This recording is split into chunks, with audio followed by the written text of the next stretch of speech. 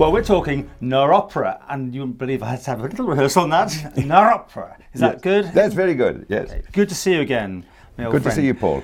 We have discussed what you do, and that is it. And I think we should start from the very beginning, explaining what it is, because there'll be people who haven't heard of this before. Yeah. This infusion of the actual opera and narrative. And narrative, yes. Yeah. The word is created from two Italian words, narrare, to narrate, and opera. So narropera is in fact literally that, narrated opera. And what we do is we take an opera, which is normally about 3 hours, 3.5 hours, and we reduce it to 85 minutes. And we tell it as a tale for grown-ups. And into the tale for grown-ups, we drop 10 pieces of music from the opera, which are arranged as pieces of music for a singer, a soprano in our case, a violinist, and myself on piano, and I narrate the story, and the arias get dropped into the storyline as the story evolves. Now, we get through the piece in 85 minutes as opposed to 3.5 hours, and we don't have an interval, so that the whole performance is one progressive storyline. And it's demystified for a lot of people. That'd be a fair way of putting it. Yeah. It brings it to people who maybe don't get opera. Yes.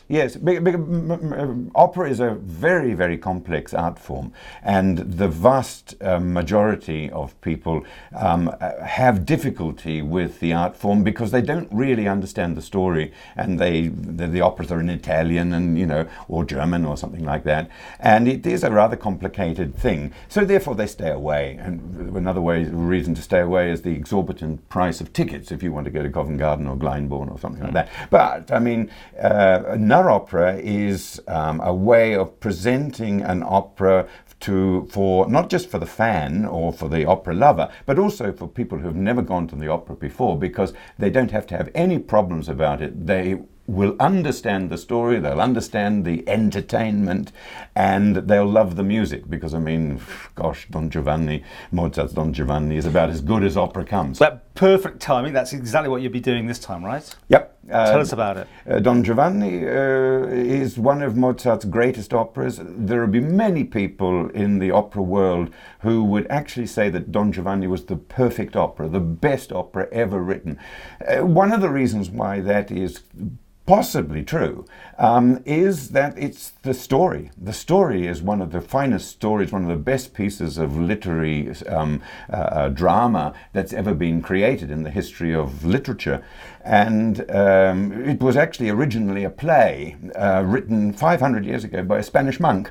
And by the time it got to Mozart, the play Don Giovanni, Don Juan, is the Spanish story. Don Juan, Don Giovanni, it's the same name.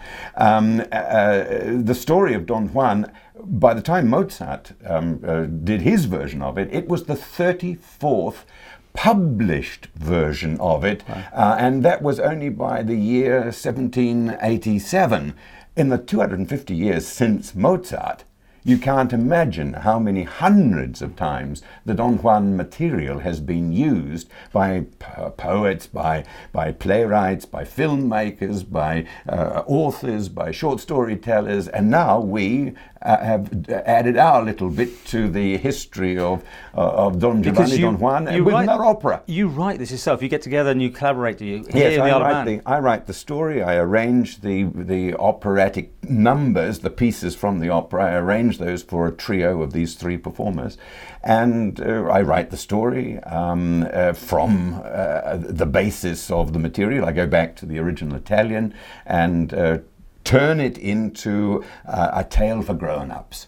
You've had tremendous success. I see you're travelling around Europe. Yes. Almost constantly. You're hardly home these days, yes, Isle of Man. That's right. You've taken it to the Germans, who probably must have been quite interesting, because they opera, and they like opera, don't they? And yes. You're messing around with it. It went well? Well, I mean, you're quite right to be hinting at the fact that the Germans might actually turn their nose up at Narropera and say, well, what's this? We get the real thing. Yeah. But in fact, there's the proof of it. The Germans are the most knowledgeable about opera of any nation in the world. They have enormous numbers of performances of opera in Germany, thousands in a year. And the German public is really quite well informed about opera, and particularly about its Mozart operas. But we've taken these Narroperas, in German of course, I narrated in German, to the German publics, to the sophisticated audiences of Bayreuth and Bonn. Those are two really sophisticated audiences, and they have not complained. In fact, on the contrary, they've come afterwards and saying this is a wonderful vehicle. Wasn't it? I heard somewhere, I may have read it in papers, that they want to actually have you and make a whole event around you almost. This lady approached you in Germany, wasn't it? Yes. Put on a whole week of things or something? Well, she wants us to create a festival in her grand home up by Hamburg. And she came to a performance, she was just passing through Bonn, and she came to the performance in Bonn, the most recent one that we did. And she was so taken by it, she thought this would be ideal entertainment for her grand house up by Hamburg. That's basically also the way in which it came to Europe in the first place, because we have invented this for Christchurch, New Zealand, just after the earthquakes, and we just did experimental performances for a fairly battered public. I mean, people were really short of good entertainment because all the theatres and the concert halls were out of action, and so we put this on as a stopgap. And to the second performance, someone from Kent and his wife, these two people from Kent came, and they thought it was wonderful, and they said to us, look, when you're back in Europe, if we agree to put on the performance for you and do all the publicity and market and so on and so forth, would you come and do it in Kent? And we did, and that was... The rest is history. The rest is history. Yeah. Okay, back to this, because where are you performing this one now? This was in the Peel Centenary Centre. This will be our third performance in the Peel Centenary Centre. Is that good for you? Nice acoustics? Oh, fantastic. It's a very good sized theatre, 200 seats, ideal. We've got... Narropera is a fairly intimate art form, and we don't want an audience of more than about 200 because then it becomes too spread out. And it's got a very good acoustic, very good organisation, and we're very happy in Peel Centenary Centre. Well, we'll put some details for booking and get the tickets. When's it on? 23rd, that's in Saturday week in 10 days' time, 23rd of June, and it starts at 8 o'clock and it's finished at 9:25.